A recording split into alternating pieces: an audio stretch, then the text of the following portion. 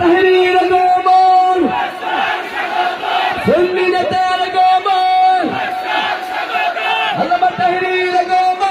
সিদ্দিক আকবর যখন দাঁড়ায় গেছে, কাফেররা তখন পেহেতে মরতে আসছে।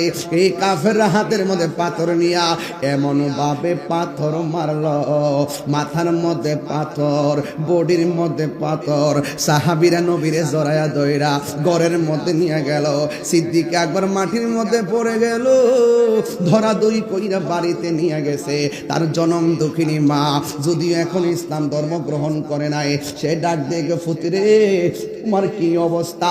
আবু বকর সিদ্দিক রাদিয়াল্লাহু তাআলা আনহু কোনো কথা বলে না, একেবারে বিছানার মধ্যে পড়ে রইছে।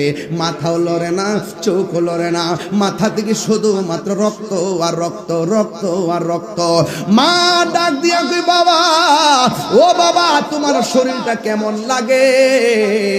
সিদ্দিক আকবর চোখটা মিরমিরে ছায়া কই, আম্মা আমার জিগায়েন না আমি কেমন আছি, আগে আমার কানের কাছে মুখটা লাগায় কন্যা রাহমাতুল লিল আলামিন কেমন আছে?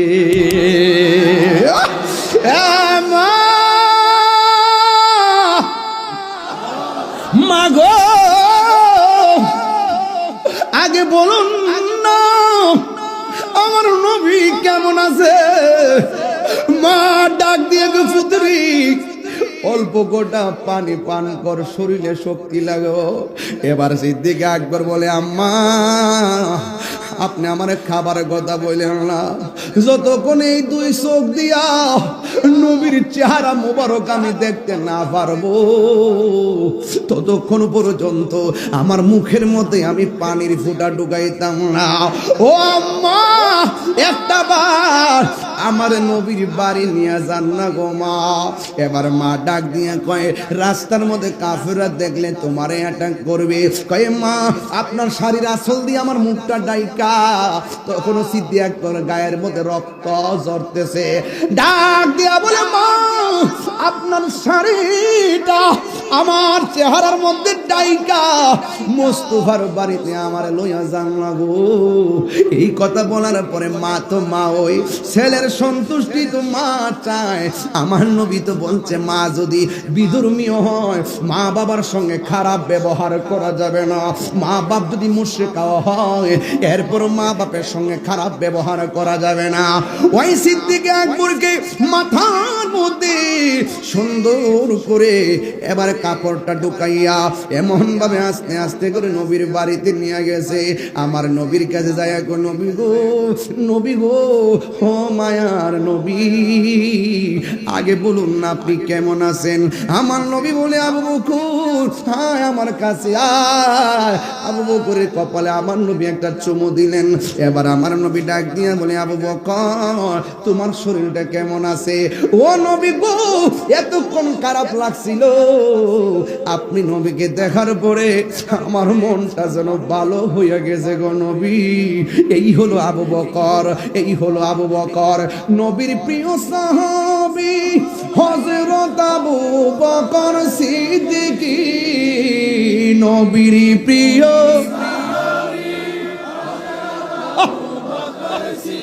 কি ভালোবেসে শুইল পাশে, ভালো যায়া দেখো মদিনা মদিনা, আসে গো মুমিনের ঠিকানা। জন্ম আমার নবীর যুগে হলে কেমন হতো, দুনয়নে রসুল পাক, দুনয়নে দেখলে জন্ম আমার নবীর যুগে। আসতো ভেসে হযরতে বেলালের মধুর আজান, সেই আজানে ছিল এমন প্রেম মুগ্ধ রহমান। আসিত বেশে হযরতে বেলালের মধুর আজান সেই আজানে মুগ্ধ রহমান দয়াল নবীর পিছে নামাজ। সবাই মন খুলে খুলে পড়েন, আজকে রাত্র বেশি হয় না, একদম উজাড় কণ্ঠে পড়েন।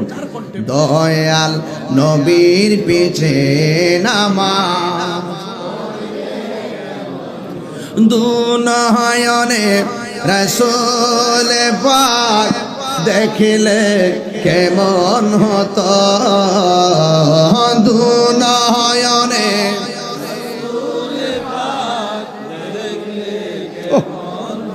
شهيدين القمر علم التحرير القمر سلمية القمر علم التحرير القمر نرايات النبي نرايات السلام فلتعيد من النبي فلتعيد من النبي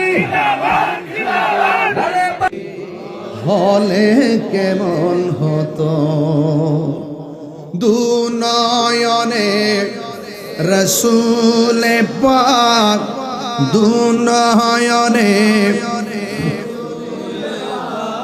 দেখিলে জন্ম আমার নবীর যুগে, আসত ভেসে হযরতে বেলালের মধুর আজান, সেই আজানে ছিল এমন প্রেম মুগ্ধ রহমান, আসিত ভেসে হযরতে বেলালের মধুর আজান, সেই আজানে মুগ্ধ রহমান। এই জন্য আমার যুবক ভাইয়েরা, এই বাংলাদেশটাকে যদি সুন্দর রাষ্ট্রে পরিণত করতে হয়, আল্লাহ রাব্বুল আলামিন কোরআনের মধ্যে দুইটা ধারা দিয়ে দিয়েছেন। এই ধারার একটা ধারা হলো মা আতাকুমুর রাসূলু ফাখুযুহু ওয়া মা নাহাকুম আনহু ফান্তাহু। আল্লাহ রাব্বুল আলামিন বলেন, মানব জাতির হেদায়েতের জন্য আমি আল্লাহ কোরআন শরীফের মধ্যে কিছু কল্যাণকর বিষয় বেঁধে দিয়েছি। এই কল্যাণকর বিষয়গুলো যে জাতি আঁকড়ে ধরবে, এই কল্যাণকর বিষয়গুলো যে জাতি তারা নিজের জীবনে ব্যক্তিগত জীবনে বাস্তবায়ন করবে, এই ব্যক্তি জীবন ধন্য, এই ব্যক্তিগত সমাজ ধন্য, এই মানুষের রাষ্ট্র ধন্য। আর এই কোরআনের মধ্যে আরেকটা ধারা দিয়ে দিয়েছি, ওই ধারাটা হলো কল্যাণকর।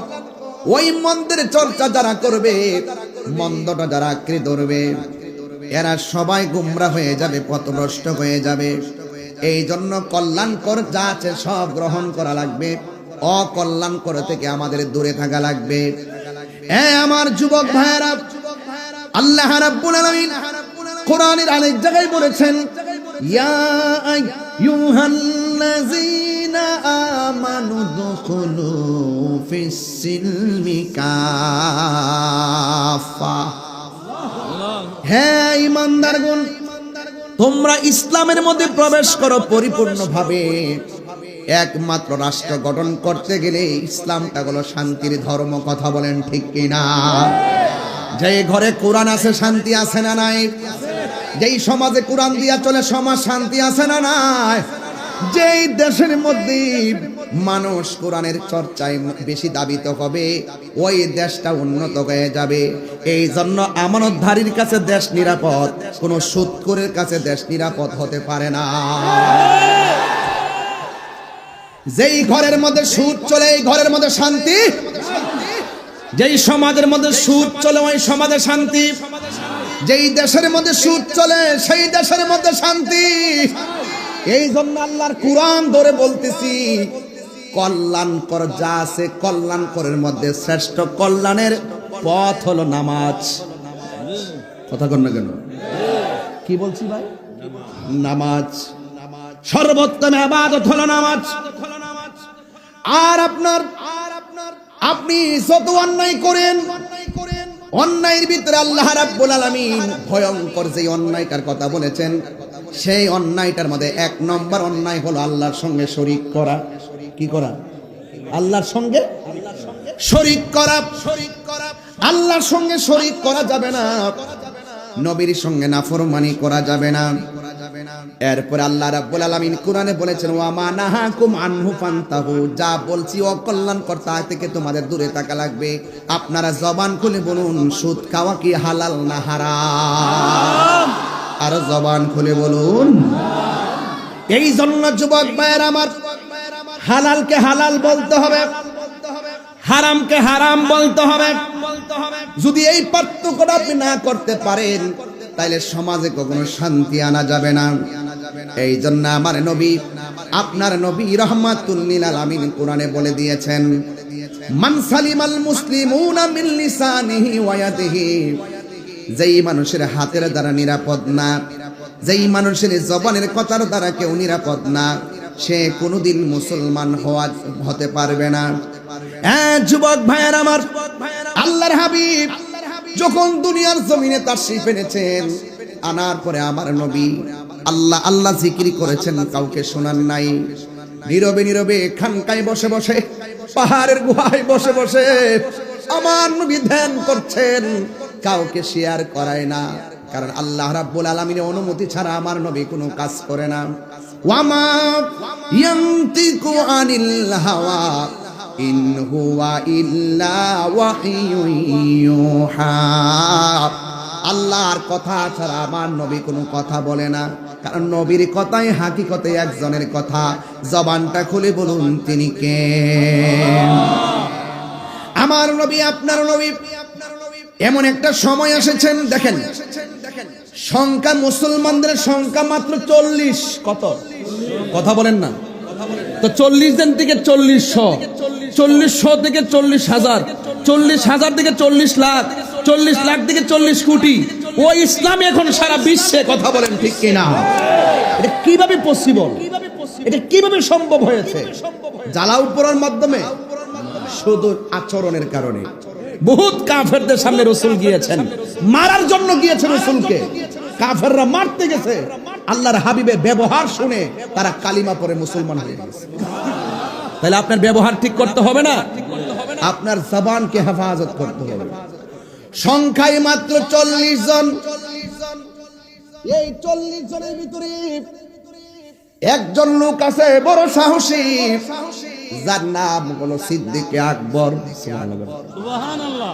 দেখছেননি আল্লাহর হাবিবের রওজা মুবারকের পাশে, যার রওজা মুবারক, এই রাসূল পাকের রওজা মুবারকের পাশে থাকতে যায়, আর তিনি কোনো লবিং করেন নাই, তিনি কোনো টাকা ইনভেস্ট করেন নাই, তিনি অন্য কোনো শক্তি প্রয়োগ করে নাই। তিনি এমন রাসূল পাকের সহচর বন্ধু। কোরআনের ভিতরে যার কথা আল্লাহ পাক উল্লেখ করেছেন, 2 সাথীর এক সাথী। বলেন না সুবহানাল্লাহ। 2 সাথীর এক সাথী, রাসূল একজন, সাথে আরেকজন, অন্য কেউ না, তিনি আবু বকর। জোরে বলেন না সুবহানাল্লাহ। যখন মাত্র সংখ্যায় 40 জন, ওই মুহূর্তটা খুব ক্রাইসিস। ইসলামের কথা বলা যায় না, আল্লাহর জিকির করা যায় না। এর মধ্যে একজন সাহাবী, যার নাম হলো হযরত সিদ্দিকে আকবর, তিনি ডাক দিয়া বলেন, ইয়া রাসূলুল্লাহ, মন চাইতেছে প্রাণ খুইলা মালিকের জিকির করি, প্রাণ খুইলা মালিকের ডাকি। আমার নবী বলেন, আবু বকর, সময়টা বড় ডেঞ্জারাস। ডানে কাফের, বামে কাফের, সামনে কাফের, অথচ এমন সংখ্যা কম, চতুর্দিকে কাফের হওয়ার পরেও কাফেরদের যত আমানত সবকিছু এনে আমার নবীর কাছে জমা রাখতেন। কারণ তারা নবীকে এমন বিশ্বাস করতেন, কাফেররা পর্যন্ত জবান দিয়ে আল আমিন বলতে বাধ্য হয়েছে। এটা কিসের কারণে? ব্যবহারের কারণে। সিদ্দিক আকবরকে নবী ডাক দিয়ে কি আবু বকর, এখন যে সময়টা বড় কঠিন। আবু বকর সিদ্দিক রাদিয়াল্লাহু তাআলা আনহু বলেন, ইয়া রাসূলুল্লাহ, মন তো মানে না। আমার নবী ডাক দিয়ে বলে, আবু বকর, তুমি যে প্রচার করতে চাচ্ছ চতুর্দিক দিয়া তো কাফের। আমার নবী বলে, আবু বকর সিদ্দিক রাদিয়াল্লাহু তাআলা আনহু বলে, ইয়া রাসূলুল্লাহ, আমার মন চায়। আমার নবী 40 জনকে ডাকলেন। 40 জনকে যখন এলান করে দিলেন, ঠিক ওই মুহূর্তে কাফেরদের কানের মধ্যে খবরটা চলে গেছে। কাফেরদের খবরটা কানে যখন খবরটা চলে গেল, কাফেররা মনে মনে ভাবলেন, না জানি নবী 40 জন নিয়ে কি মিটিংটা করে। আল্লাহর হাবিব 40 জনকে নিয়ে মিটিং বসলেন, আর কাফেররা ছদ্মবেশে চতুর্দিকে দাঁড়ায় রইছে, আর হাতের মধ্যে পাথর নিয়ে রাখছে। যদি কোনো সিদ্ধান্ত কাফেরদের বিরুদ্ধে যায়, এখানে অ্যাটাক করবে। কিন্তু আমার নবী, আপনার নবী মজলিসের মধ্যে ডাক দিয়া বলে, ও আবু বকর, তোমরা যারা এখানে এসেছো, যদি হকের জন্য, দ্বীনের জন্য, ইসলামকে প্রচার করার জন্য যদি জীবন দেওয়ার প্রশ্ন আসে, তাইলে তোমাদের 40 জনের মধ্যে কে জীবন দিবে? সুবহানাল্লাহ বলবেন না? আমি যদি বলি, এই মুহূর্তে বড়রাতে কেউ যদি নবীরে গালি দেয়, তার বিরুদ্ধে জিহাদ ঘোষণা করলে কে কে মরতে রাজি আছেন? হাত তুলে দেখা। আল্লাহু আকবার বলবেন না? হাত নামান, হাত নামান। ওই সময়টা এত সহজ ছিল না। আজকে যেভাবে হাত তুলেছেন তার কথা বলছি, একজন হাত তুলছেন কয়েক হাজার, আর ওই সময় হাত তুলছে একজন চতুর্পাশে কাফের। ওই হাত তোলার এই হাত তোলা এক না। এই জন্য প্রায় মাহফিলে বলি না, জন্ম আমার নবীর যুগে,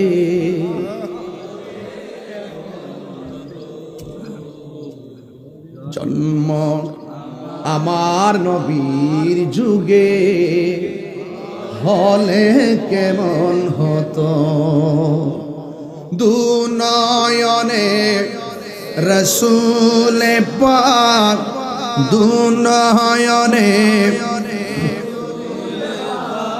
দেখলে, হা জন্ম আমার নবীর যুগে আসতো ভেসে হযরতে বেলালের মধুর আজান, সেই আজানে ছিল এমন প্রেম মুগ্ধ রহমান। আসতো ভেসে হযরতে বেলালের মধুর আজান, সেই আজানে মুগ্ধ রহমান। দয়াল নবীর পিছে নামাজ। সবাই মন খুলে খুলে পড়েন, আজকে রাত্র বেশি হয় না, একদম উজাড় কণ্ঠে পড়েন, দয়াল নবীর পিছে নামাজ। দুনয়নে রাসূল পাক দেখলে কেমন হতো, দুনয়নে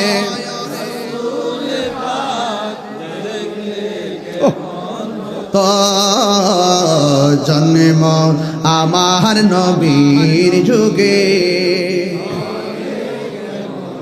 পড়ছি আমি নাতে রাসূল, পাশে দয়াল নবী, নাতে রাসূল শুনে নবী দিলেন মুচকি হাসি। ঠিক না?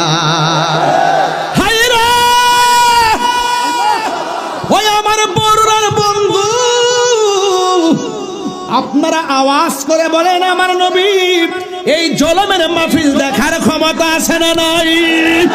তুই হাত তুলে বলো, আছে না নাই? নারায়ে তাকবীর, আল্লাহু আকবার, নারায়ে রিসালাত, ইয়া রাসূলুল্লাহ, নারায়ে কাউসিয়া, ইয়া রাসূলুল্লাহ, আহলে সুন্নাত ওয়াল জামাত জিন্দাবাদ, জিন্দাবাদ, শাহপুর দরবার শরীফ অ্যাকশন অ্যাকশন সুন্নি জনতার অ্যাকশন নবী আমার আল্লাহর হাবিব এই মাহফিল দেখার ক্ষমতা আছে না নাই? পড়ছি আমি, এটা আমার আকীদা, এটা আমার আকীদা, ডাবলুদের আকীদা না। ডাবলু মার্কা কিছু মৌলবী আছে, এরা মনে করে এই জলম থেকে মদিনা বহুদূর, আর আমরা মনে করি মদিনাওয়ালার জন্য এই জলম হাতের তালুর মধ্যে। কথা বলেন ঠিক না বেঠে? এই জন্য বলছি, পড়ছি আমি নাতে রাসূল, পাশে নূরের নবী, নাতে রাসূল শোনে নবী, দিলেন মুস্কি হাসি। জোরে জোরে কি আল্লাহু আকবার বলা যাবে না? জন্ম আমার নবীর যুগে, আহা জন্ম আমার নবীর যুগে, দুনয়নে রাসূল পাক দেখলে, মাশাআল্লাহ খুব ভালো লাগছে। দুনয়নে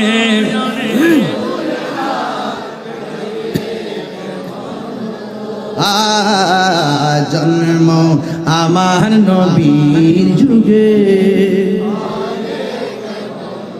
একটা জবানও বন্ধ রাখবেন না, মহব্বতে মায়ার সুরে বলুন ইয়া রাসূলুল্লাহ।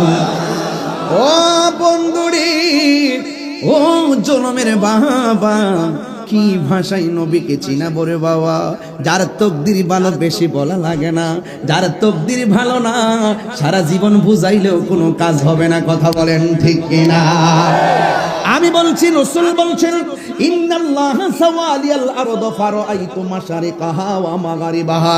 আমার নবী বলেন সারাটা পৃথিবী আমার কাছে মাশরিক থেকে মাগরিব, শিমাল থেকে জুনুব, উপর থেকে নিচ পর্যন্ত আল্লাহ রাব্বুল আলামিন আমার কাছে এমন ছোট করে দিয়েছেন, আমি সব হাতের তালুর মধ্যে দেখতে পারি। সুতরাং এই হাদিস দ্বারা প্রমাণ হয়ে যায়।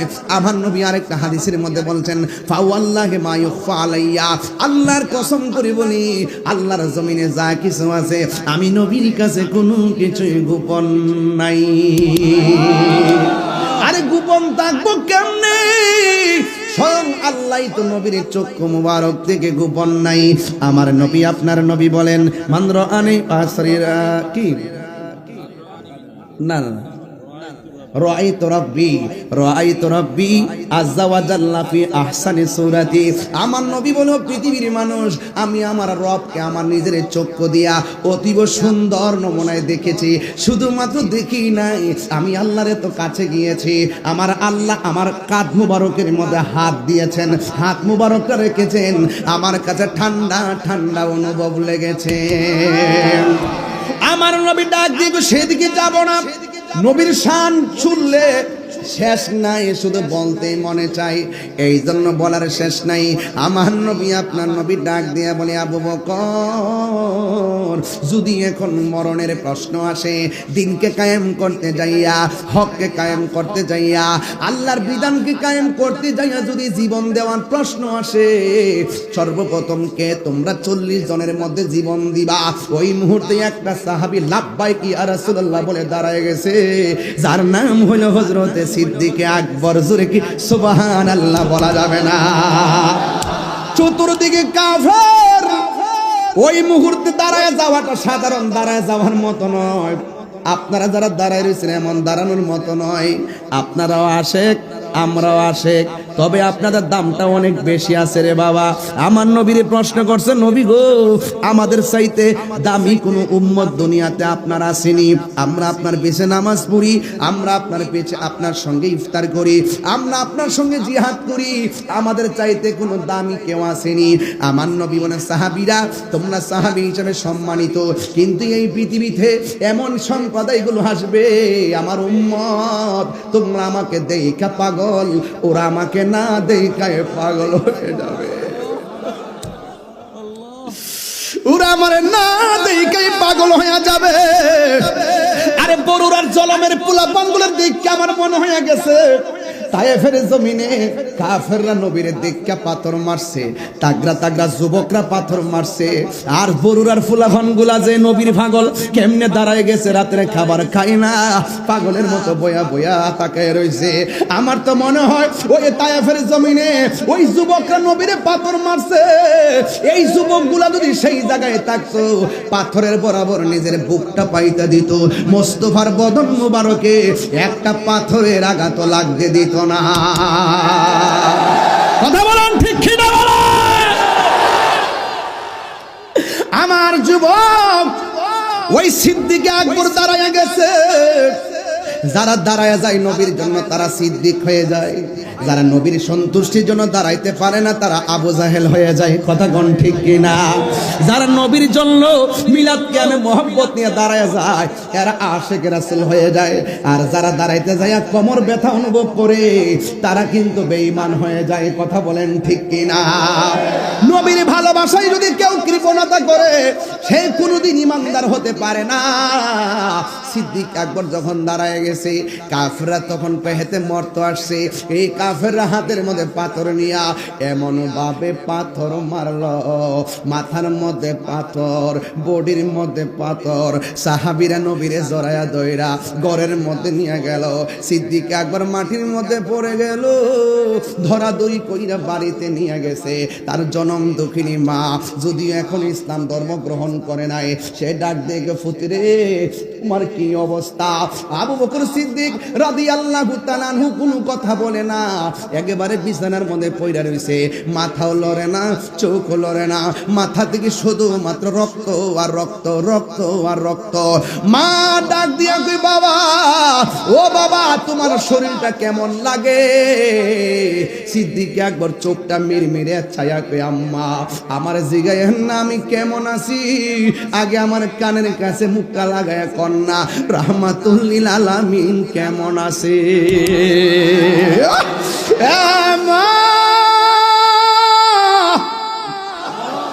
মাগো আগে বলুন না আমার নবী কেমন আছে? মা ডাক দিয়ে গো পুত্রী অল্প গোটা পানি পান কর, শরীরে শক্তি লাগো। এবার সিদ্দিক আকবর বলে আম্মা আপনি আমার খাবারের কথা বললেন না, যতক্ষণ এই দুই চোখ দিয়া নবীর চেহারা মোবারক আমি দেখতে না পারবো ততক্ষণ পর্যন্ত আমার মুখের মধ্যে আমি পানির ফোঁটা ঢুকাইতাম না। ও আম্মা একটা বার আমার নবীর বাড়ি নিয়ে যান না গো মা। এবার মা ডাক দিয়ে কয় রাস্তার মধ্যে কাফেররা দেখলে তোমারে অ্যাটাক করবে, কয় মা আপনার শাড়ির আঁচল দিয়ে আমার মুখটা ডাইকা। তখনও সিদ্দিক আকবর গায়ের মধ্যে রক্ত ঝরতেছে, ডাক দিয়া বলে মা আপনার শাড়িটা আমার চেহারার মধ্যে ডাইকা মোস্তফার বাড়িতে আমার লইয়া যান না গো। এই কথা বলার পরে মা তো মা, ওই ছেলের সন্তুষ্টি তো মা চায়। আমার নবী তো বলছে মা যদি বিধর্মীয় হয় মা বাবার সঙ্গে খারাপ ব্যবহার করা যাবে না, মা বাপ যদি মুশরিক হয় এরপর মা বাপের সঙ্গে খারাপ ব্যবহার করা যাবে না। ওই সিদ্দিক আকবরকে মাথার মধ্যে সুন্দর করে এবার কাপড়টা ঢুকাইয়া এমন ভাবে আস্তে আস্তে করে নবীর বাড়িতে নিয়ে গেছে। আমার নবীর কাছে যায় গো নবী গো, নবী গো, ও মায়ার নবী আগে বলুন না আপনি কেমন আছেন? আমার নবী বলে আবু বকর হায় আমার কাছে আয়। আবু বকরের কপালে আমার নবী একটা চুমু দিলেন। এবার আমার নবী ডাক দিয়া বলে আবু বকর তোমার শরীরটা কেমন আছে? ও নবী গো এতক্ষণ খারাপ লাগছিল, আপনি নবীকে দেখার পরে আমার মনটা যেন ভালো হয়ে গেছে গো নবী। এই হলো আবু বকর, এই হলো আবু বকর নবীর প্রিয় সাহাবী হযরত আবু বকর সিদ্দিক নবীর প্রিয়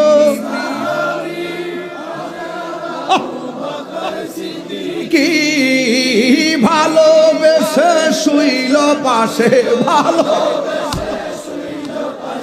যায়া দেখো মদিনা মদিনা আসে গো মুমিনের ঠিকানা বলুন মদিনা না আসে গো মুমিনের ঠিকানা দিদার চেয়ে কাঁদো তোমরা দিদার হো না নবীর দিবানা মদিনা মদিনা আসে গো মুমিনের ঠিকানা বলুন মদিনা ও পাগলরা মিনের ঠিকানা জালালুদ্দিন সুয়ুতি ৭৫ বার দেখল নবীজি জালালুদ্দিন জি এতবার দেখি নবী এত জালা তাহার মিটে না মদিনা আসে গো মুমিনের ঠিকানা বলুন মদিনা মুমিনের ঠিকানা বলো দিদার চেয়ে খাদো তোমরা দিদার না মদিনা মদিনা মুমিনের ঠিকানা বলুন মদিনা মুমিনের ঠিকানা একটা জবান বন্ধ রাখবেন না মহব্বতে মায়ার সুরে বলুন আল্লাহু আকবার আমার নবীর মজলিসে আটাক করলো আমার নবী পাল্টা আঘাত করে নাই আমার নবী বলছে আবু বকর এরা বুঝে নাই আল্লাহু আকবার জোরে কর আরে জিব্রাইল তো বারবার ডাক দিয়া বলছে নবী গো একটাবার হুকুম দেন না যেই অন্যায় আপনার সঙ্গে করতেছে এদেরকে পাহাড়ের নিচে ফেলে মেরে দেই আল্লাহর হাবিব ডাক দিয়া বলে জিব্রাইল আমি নবী তো রাহমাতুল লিল আলামিন কথা কোন ঠিক কিনা ওই আমার নবী আপনার নবী রাহমাতুল লিল আলামিন আদর্শ হলো ক্ষমা করে দিতেন আর সত্য যেটা মানুষের সামনে প্রেজেন্টেশন করতেন আজকে দেখা যায় মানুষ গায়ে পুরা ঝগড়া লাগাইতে চাই আজকে দেখা যায় মানুষ জোরে চাপায়া দিতে চাই আরে বাবা তোমার যদি মাজার ভালো না লাগে না যাইবা তোমারে কে অর্ডার দিছে মাজার বাংতা কথা কোন ঠিক কিনা তোমার কাম হলো ফতোয়া দিয়া যাও আমার কামও ফতোয়া দিয়া যায় তোমার কামও তুমি প্রচার কইরা যাও আমার কাজও আমি প্রচার কইরা যাও যার ভালো লাগে গ্রহণ করবে যার ভালো লাগে না গ্রহণ করবে না আপনি যদি আঘাত করতে চান প্রতিঘাত ইনশাআল্লাহ একদিন হবে কথা বলেন ঠিক কিনা এই জন্য যুবক আমার নবীর জীবনে কোনোদিন কাহারও গায়ে পরে যুদ্ধ করে নাই আমার নবীর মারার জন্য ষড়যন্ত্র করেছে আল্লাহ বলছে বন্ধু আর তসবিহ হাতে রাখবেন না হাতে তলোয়ার নেন নবীরে মারতে আর আল্লাহ কয় তলোয়ার নেন আমার নবীর নিজ থেকে কোনোদিন কাহারও সঙ্গে যুদ্ধ করে নাই ২৭টা যুদ্ধ করছে কাফেররা গায়ে পড়ে নামছে ইসলামের নাম নিশানা মুছে ফেলার জন্য আজকে বাংলাদেশের কি হইছে নিজেরাই কামড়া কামড়ি লেগে মানুষ মারে কথা কোন ঠিক কিনা কি জানে ধরলো কি জানে হইলো ওই দিন দেখলাম দুই গ্রুপে লাগিয়া সাইডটা নাই যে মার সন্তান মারা গেছে সে বুঝে সন্তান হারা ব্যথা কত কথা বলেন ঠিক কিনা আরে ভাই নিজেরা কামরা কামে লাগছেন কিসের জন্য চেয়ারের জন্য লাত্তি মারি চেয়ার সেই ক্ষমতায় আপন ভাইয়ের রক্ত ঝরাতে হয় সেই ক্ষমতা আমরা চাই না কথা বলেন ঠিক কিনা রক্তের রাজনীতি বন্ধ করো মুখ দেখাইতে পারি না লজ্জা সারা বিশ্ব আমাদেরকে কিভাবে তুলে ধরছে আপন নাই পর নাই স্বার্থের জন্য মানুষকে বলি করে দেওয়া মানুষকে মেরে ফেলা আমরা মুখ দেখাইতে পারি না তোমাদের এই সমস্ত চরিত্রের কারণে কথা বলেন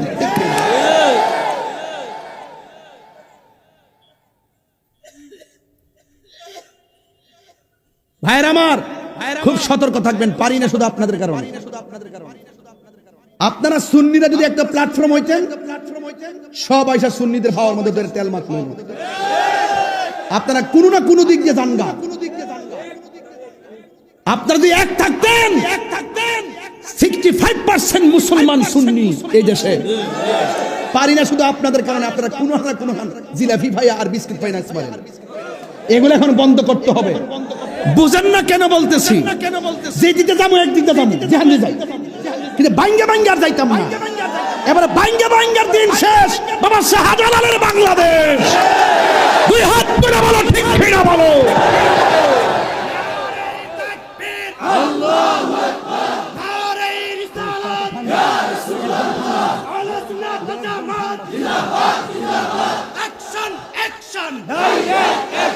মুনাফিকের বিরুদ্ধে, জঙ্গির বিরুদ্ধে দিয়েছি তো রক্ত, রক্তের বন্যায় তুমি কে আমি কে, তাইলে হুজুরে ভয় নাই, রাজপথ ছাড়ি নাই, বাংলাদেশের সুন্নি ভাইরা আমার, এই যে মানুষগুলো আজকে আসছেন সব কি সুন্নি না? যদি ডাক দেই চলেন ঢাকা যায়, আপনি বলবেন আমি নাই। এইগুলা বন্ধ করতে হবে। পকেটের টাকা খরচ করে যৌক্তিক দাবি আদায়ের লক্ষ্যে ময়দানে নামতে হবে, ঠিক কিনা বলেন? ওই যে অনেকের দুই হাত তো উঠে নাই, হাত তুলে বলেন ঠিক কিনা বলেন? আমরা কি আগের মতো থাকবো? আগের মতো আমরা বিচ্ছিন্ন থাকবো না, আমরা সব ঐক্যবদ্ধ হব। কথা বলেন ঠিক কিনা বলেন? এক থাকবেন। জীবনে কিন্তু মামলা খাই নাই, মামলায় যেহেতু খাইছি তাহলে বুঝতে হবে দিন আসছে। দিন এক তাহিরি গেলে গেও হাজার তাহিরি আসে না নাই? তাহিরি আছে কিনা জানি না, তাহিরি তো আছে। কারা কারা একমত হাত তুলেন তো দেখি, আবার দীক্ষা লই, মনটা পুরা লই।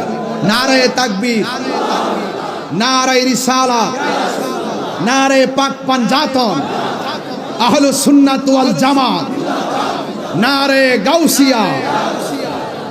হাত নামান। কষ্ট হইছে আপনাদের? মাঝে মাঝে দুই চারটা গজল, কটা গজল গেছে? দুইটা। মারহাবা কোন বাবা রে, বাবা আপনি যদি রাজনীতি পদ নিতে চান, আপনার টাকা আছে কিনা দেখবো, আপনার লোকজন আছে কিনা দেখবে। কিন্তু এক জায়গার সম্পর্ক করতে গেলে টাকা পয়সা লাগে না, শুধু মোহব্বত লাগে। এটা হলো রাহমাতুল লিল আলামিন। কথা বলেন ঠিক কিনা বলেন? তা আমরা নবীকে ভালোবাসতে গেলে কি টাকা লাগবে, পয়সা লাগবে, জনগণ লাগবে? যার যার ভালোবাসা ওপেন করে দেন। টাকা নাই, মদিনা যাইতে পারেন না, দেখবেন মদিনাওয়ালা আপনার জলমের ভাঙ্গা করে হাজির হয়ে গেছে। নবী আসার ক্ষমতা আছে না নাই? আল্লাহ বলেন বন্ধু, এরা গোপনে একটা মিটিং করছে। কি করছে? আজকে যে আমি এখানে আইছি, ওই যে নেতা কই পারবো কত ঝামেলা গেছে, গেছিনি? কত যে ঝামেলা, তাহিরির ব্যাপারে কত ঝামেলা করে বাবা। এই তাহলে গুছাইলাই বাবা, গুছাইলাই। আর 10 মিনিট সময় দিবেন না আমারে? 10 মিনিট দিবেন নি ইনশাল্লাহ? 1 ঘন্টা 10 মিনিট হয়ে গেছে স্টেজে আইছি। মারহাবা জোরে গন। মন হয়েছে 20 মিনিট আইছি। প্রেমের সময় কেমনে যায় বোঝা যায় না। তা তাহিরি নতুন কেউ না। আমারে সেতাইলে আমি সেতি, আমারা ধরলে আমি ধরি। আমার সঙ্গে একটু ভালো ব্যবহার করেন, আমি ওকে। কিন্তু নবীর বিরুদ্ধে কথা বলবেন, আপনাকে চেনার টাইম আমার নাই। এটা কন্টেন্টমেন্ট, এটা স্পৃহা। আমার কোনো সম্পদ নাই, নবী আছে। কথা কন ঠিক কিনা? রাসূল বলছেন, আল্লাহ বলছেন বন্ধু ওরা মিটিং করছে। উপেনে না গোপনে? কথা কনা গোপনে, উপেনে না গোপনে? তো এই বাবা, এই তোমরা এদিকে যাও। আরে কি, অনেক মানুষ দেখে না তো। যাও বাবা এদিকে যাও, এদিকে যাও। কি এত বড় মাঠ জায়গা হয় না? এবার তো মনে পিছনে আনছেন মাঠ, হাই স্কুলটা একবার ঘুরাত নিয়ে আসছেন না, একবার শেষ মতে নিয়ে আসছেন। এরপর অবস্থা এই অবস্থা। আহা, এটা হলো নবীর প্রেমিকদের জোয়ার। এরা যে কাফেররা মিটিং করছে, গোপনে না ওপেনে? কাফের কাছে যেটা গোপন, ওপেন কার কাছে? ওয়া মাকারু ওয়া মাকারুল্লাহ।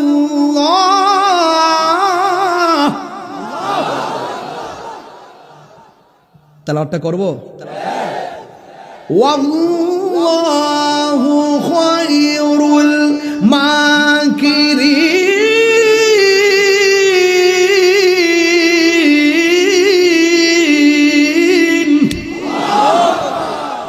তোরা যতই ষড়যন্ত্র করস, ষড়যন্ত্রের জবাব দিবেন একজন, জনগণ তিনি কে? আরো জোরে, উত্তম পরিকল্পনাকারী কে? আল্লাহ ডাক দিকে বন্ধু, ওরা গোপনে মিটিং করছে আপনাকে মারবে। নাউজুবিল্লাহ কর না কেন? রাসূল বলছেন আল্লাহ আমার 6টা মর্যাদা দিয়েছে, 6টা মর্যাদা পৃথিবীর কোন নবী রাসূলকে দেয় নাই। এর মধ্যে একটা হলো আমি দুনিয়াতে এসেছি, প্রত্যেক নবীদের জন্য এক একটা এরিয়া ছিল নামাজের, আর আমার জন্য সারা পৃথিবীর মসজিদ, সারা পৃথিবীর জমিনটাকে আল্লাহ আমার জন্য, আমার উম্মতের জন্য মসজিদ বানাই দিচ্ছে। আরেকটা মর্যাদা হলো আদম নবী বলতে পারবেন আমি শেষ নবী, ইব্রাহিম নবী বলতে পারবেন আমি শেষ নবী, আমি নবী, আনা খাতামুন নাবিয়্যিন লা নাবিয়্যা বাদি, আমি নবী হলাম শেষ নবী, আমার পরে আর কোন নবী আসবে।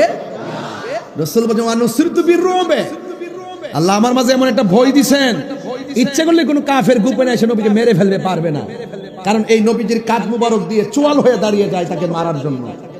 এই জন্য রাসূল পাকের সাথে অনেক যুদ্ধে অনেক সাহাবী শহীদ হয়েছে, রাসূল পাককে তারা কিছুই করতে পারে নাই। যদি বলেন না সুবহানাল্লাহ। আর একটা হলো উতিতু বিজাওয়ামিল কালিমে, রাসূল বলছেন আল্লাহ পাক আমাকে সকল ভাষা বুঝার জ্ঞান দান করেছেন। যদি বলেন আর বড় করে কোন আল্লাহু আকবার। এবার শুনেন আমি কি বলি।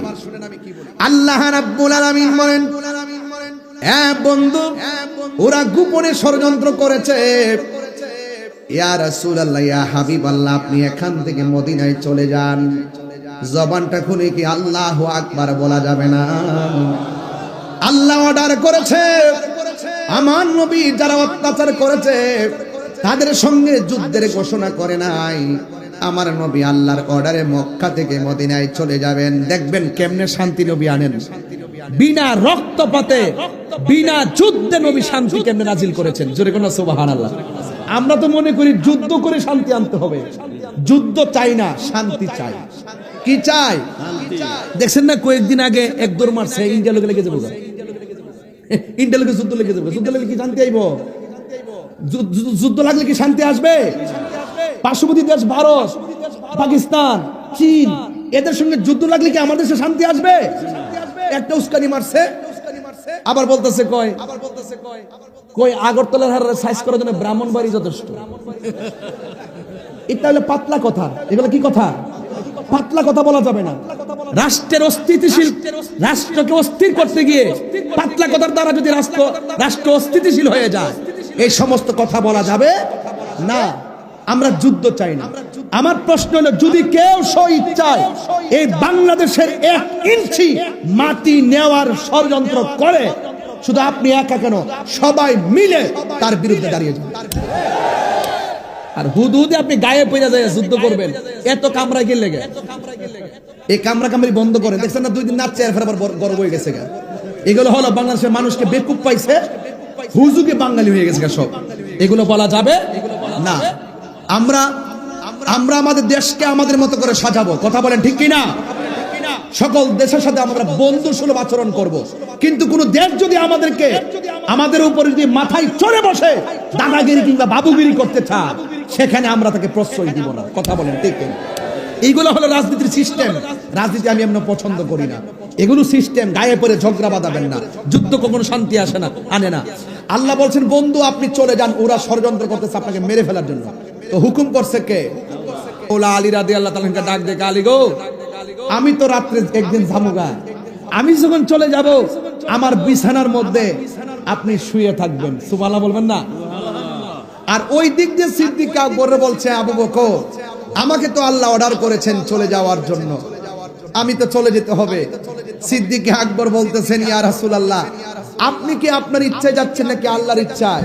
কয় আল্লাহর ইচ্ছায়। কয় আল্লাহর ইচ্ছা যদি যায়া থাকেন আমি বাধা দিব না, তবে আপনি রাসূলকে দেখলে আমার 7 দিনের ক্ষুধা দূর হয়ে যেত। ইয়া রাসূলুল্লাহ, ইয়া হাবিবাল্লাহ, নবী গো, ও মায়ার নবীজি, আপনাকে একদিন দেখলে ক্ষুধা লেগে যেত, আপনাকে দেখলেই আমার 7 দিনের ক্ষুধা দূর হয়ে যেত গো নবী। ইয়া রাসূলুল্লাহ, ইয়া হাবিবাল্লাহ, আমি কেমনে থাকবো? আবু বকর সিদ্দিক রাদিয়াল্লাহু তাআলা আনহুর চোখের পানি দেখে আমার নবী ডাক দিয়া বলে, আবু বকর, ও আবু বকর, চিন্তা করো না, আমি নবী যেই দিন যাব তুমি আবু বকরকে সাথে করে নিয়ে যাব। আমার নবীর সঙ্গী হইতে যাইয়া সিদ্দিক আকবর ভালোবাসা দিয়েছেন। আমার নবী সিদ্দিক আকবরকে কোলে নিয়েছেন। একদিন রাতের বেলা আমার নবী ঘর থেকে বের হলেন, আর হযরতে মাওলা আলী রাদিয়াল্লাহু তাআলা আনহু বিছানার মধ্যে সুন্দর করে শুয়ে গেলেন। আল্লাহর হাবিব সাল্লাল্লাহু তাআলা আলাইহি ওয়াসাল্লামের বিছানায় যখন হযরতে আলী রাদিয়াল্লাহু তাআলা আনহু শুয়ে গেলেন, কাফেররা যে ঘরে ঢুকবে সেটা আলী রাদিয়াল্লাহু তাআলা আনহু জানে। কাফেররা যে নবী মনে করে সিদ্দিক আকবরকে মেরে ফেলতে পারে এটাও জানে।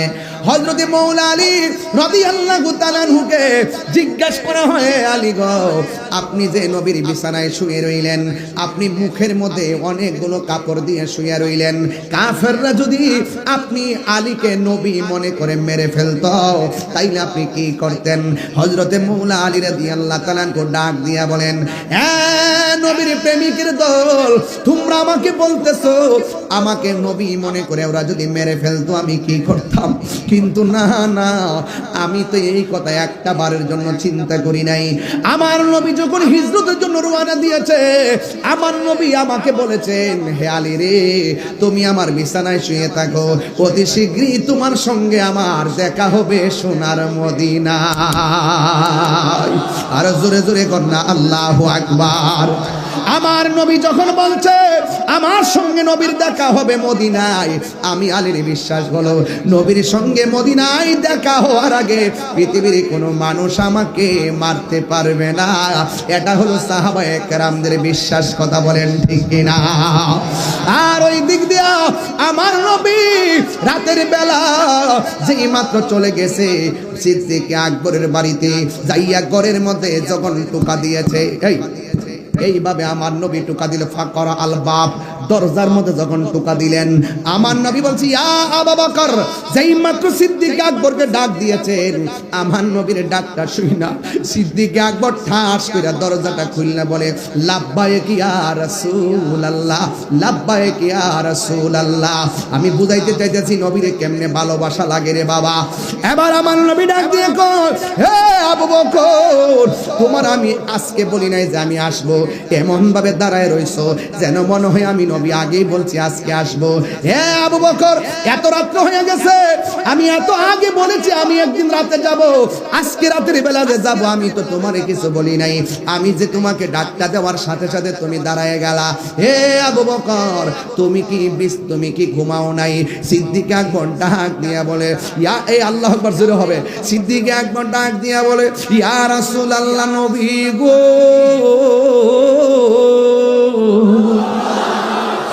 মায়ার নবীজি, যেই দিন আপনি আমারে বলছেন মদিনায় আমারে সঙ্গে বানায় নিয়ে যাবেন, সেই দিন থেকে আমি দিনেও ঘুমাই নাই, রাতেও ঘুমাই নাই।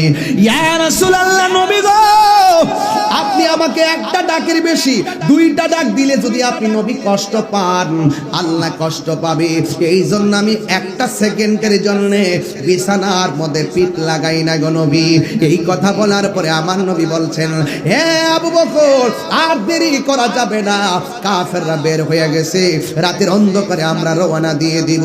সিদ্দিক আকবর নবীর পেছনে পেছনে যায়, আমার নবী সামনে সামনে যায়। আমার নবী যখন সামনে যায়, ওই মুহূর্তে আমার নবীকে সিদ্দিক আকবর ডাক দিয়ে বলেন, ইয়া রাসূলুল্লাহ, এতক্ষণ আমি আপনার পিছনে গিয়েছি, এখন একটু আপনার সামনে আমি যাব। আমার নবী বলে, আবু বকর, তুমি কি জানো না নবী রাসূলদের অগ্রগামী হওয়া যায় না, নবী রাসূলদের সামনে জোরে কথা বলা যায় না, তুমি কেন আমার সামনে যাইবা? ইয়া রাসূলুল্লাহ, নবী, সামনের বাড়িটা একটা কাফেরের বাড়ি, ওই কাফেররা তো আপনাকে তালাশ করতেছে, যদি আপনার রাস্তার মধ্যে দেখা বালায় কাফের বাড়ি থেকে আপনার সিনা মুবারকের বরাবর ওরা তীর মেরে আপনাকে আঘাত করতে পারে। ইয়া রাসূলুল্লাহ, নবী, আপনার সামনে আমি থাকতে চাই, একটা বুঝি না, দুইটা বুঝি না, যত তীর আসে আমি আবু বকরের সিনার মধ্যে নিয়ে নিব। কিন্তু আপনার বদন মোবারকে একটা তীরের আঘাতও আমি লাগতে দিব না। এইভাবে যাইতে যাইতে অনেক দূর পর্যন্ত গিয়েছে। হঠাৎ করে আমার নবী, আপনার নবী একটা গুহার ভিতরে আমার নবী গিয়ে ঢুকলেন। গুহার মধ্যে ঢোকার পরে সিদ্দিক আকবর বলেন, আমি দেখলাম গুহার ভিতরে অনেকগুলা গর্ত দেখা যায়, প্রত্যেকটা গর্তের মুখের মধ্যে একটা করে সাপ দেখা যায়। আমি দেখলাম শুধু গুহার মুখ আছে, পিছন দিক দিয়ে গুহার কোনো রাস্তা নাই, ডানে রাস্তা নাই, বামে রাস্তা নাই, এমন একটা গুহা আল্লাহ আমার সুযোগ দিছে। ওই গুহাটা দেখার জন্য আমি গিয়েছিলাম রে বাবা। ও বন্ধু রে, ও জনমের বাবা, এই ওয়াজটা কেন করতেছি জানেননি? এই কিশোর বয়সের পোলাপানগুলা ইতিহাস সম্পর্কে জানে না, এদেরকে ইতিহাস জানাইতে হবে, এদেরকে ঘটনা জানাইতে হবে। মুরব্বীরা জানলেও ছোট্ট পোলাপানদেরকে জানাইতে হবে, কারণ এরাই তো আগামী দিনের ভবিষ্যৎ। কথা বলেন ঠিক কিনা? ওই সিদ্দিক আকবর গুহার ভিতরে যখন ঢুকছে, আমার নবী, আপনার নবী রাহমাতুল লিল আলামিন ডাক দিয়ে বলে, আবু বকর, আমার একটু ক্লান্তি লেগেছে, আমি একটু আরাম করব। সিদ্দিক আকবর নবী পাককে এই হাঁটুর মধ্যে, এই উরু মুবারকের ভিতরে আমার নবীর বালিশ বানায়া দিছে। জোরে জোরে কি আল্লাহু আকবার বলা যাবে না? হায় হায় রে, কেমনে ওয়াজটা বোঝাইতাম, ভালোবাসা কারে কয়। সিদ্দিক আকবর দেখতেছেন প্রত্যেকটা মুখের মধ্যে সাপ। এই সাপগুলা যেন নবীরে সুবল দিতে না পারে, নিজের কাপড়গুলা দাঁত দিয়ে কামড়ায় কামড়াইয়া, সিরা সিরা গেঞ্জি পাঞ্জাবি সিরা সিরা প্রত্যেকটা মুখের মধ্যে কাপড় লাগাইয়া দিয়েছে, আমার নবীকে যেন কামড় দিতে না পারে।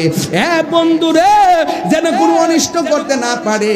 ওই মুহূর্তে আমার নবী, আপনার নবী রাহমাতুল লিল আলামিন ঘুমাইতাছে, আর গায়ের কাপড়গুলা সিরা সিরা একেবারে মুখের মধ্যে বন্ধ করে দিল, সব ছিদ্র বন্ধ করছে, সাপ যেন সুবল দিতে না পারে, দংশন করতে না পারে। আমার নবী তো আরাম করতেছে। ওই মুহূর্তে একটা ছিদ্র বাকি রয়ে গেছে, এই ছিদ্রটা সিদ্দিক আকবরের একটা পা দিয়া ওই ছিদ্রটারে বন্ধ করলো। যেই মাত্র পা দিয়া ছিদ্রটা বন্ধ করলো, আমার নবী ঘুমাইতেছেন। আপনারা জবান খুলে বলেন, নবীর চক্ষু যদিও ঘুমায়, অন্তর চক্ষু খোলা আছে না নাই? আমার নবী তো সব জানে। আমার নবী, আপনার নবী, হাইরে তুমি আমি ঘুমাইলে ওযু ভাঙ্গা যায়, নবী ঘুমাইলেও ওযু ভাঙ্গে না, কারণ আমার নবী কাহারো মতো না। ও বন্ধু বন্ধু বন্ধু রে, আমার নবী, আপনার নবী যখন ঘুমাইতেছেন, হঠাৎ করে নবীর গাল মোবারকের ভিতরে, গাল মোবারকের ভিতরে, গাল মোবারকের ভিতরে আবু বকর সিদ্দিক রাদিয়াল্লাহু তাআলা আনহুর চক্ষু মোবারকের একটা ফুটা পড়ছে। আমার নবী, আপনার নবী যখন ঘুমটা ভেঙে গিয়ে ডাক দিয়ে, ইয়া আবু বকর, তোমার চেহারাটা কালো কেন দেখা যায়? তোমার চেহারাটা মলিন মলিন কেন দেখা যায়? সিদ্দিক আকবর বলেন, নবী গো, মায়ার নবীজি, আপনি ঘুমিয়েছিলেন, এই দিক দিয়া একটা ছিদ্র ছিল, এই ছিদ্রটার আমি পা দিয়া বন্ধ করলাম। ওই জায়গার মধ্যে একটা সাপ ছিল, এই সাপটা আমার পায়ের মধ্যে সুবল দিছে। এই ব্যথাটা পা থেকে হাঁটু, হাঁটু থেকে কোমর, কোমর থেকে অল বডি পর্যন্ত সাপের ব্যথা ছায়া গেছে।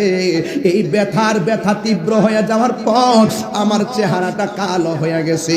ইয়া রাসূলুল্লাহ, অন্য কিছু না।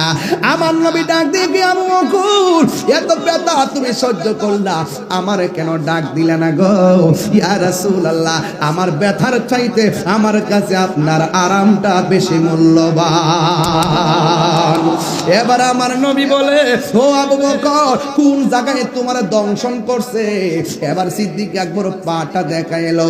পাটা দেখানোর পর আমার নবী, আপনার নবী রাহমাতুল লিল আলামিন এই নিজের থুতু মুবারকটারে আরে কেন তাহিরি নবী নবী করে, দুলাল প্রধান কেন নবী নবী করে, আর আমার শালম হুজুর কেন নবী নবী করে, শাহপুরে দরবারে পিসাব কেন নবী নবী করে।